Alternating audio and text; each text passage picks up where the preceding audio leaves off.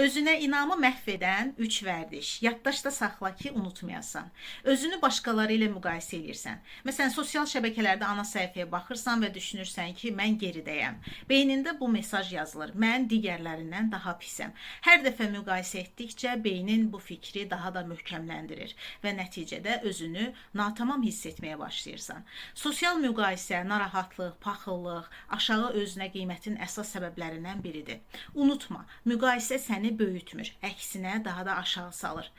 Və ikinci bunu misal gətirə bilərik. Susursan, halbuki danışmaq lazımdır. O yerdə ki susursan, orada danışmalısan. Kimsə səni görməzdən gəlir, sərhədlərini pozur, amma sən səssiz qalırsan. Bu zaman beynin öyrənir ki, mənim sərhədlərim önəmli deyil. Bu, daxilindəki özünə inamı yavaş-yavaş yeyib bitirir. Qarşı durmadan qaçmaq qısa müddətli qorunmadır, amma uzun müddəti üçünsə zərərlidir. Əgər özünü ifadə etmirsənsə, nəticədə rahat biri olursan, yəni tez əl çatan olursan. Amma bu öz dəyərindən imtina etməklə baş verir. Üçüncü, nailiyyətlərini kiçik görürsən. Deyirsən ki, heç nə etməmişəm, sadəcə bəxtim gətirib, sadəcə şans idi və bu cür fikirlər sənin öz dəyərinə vurulan zərbələrdən biridir. Və zamanla beynin inanmağa başlayır ki, sən bir heçsən. Bu imposter sindromudur. Ən istedadlı insanlarda belə baş verir.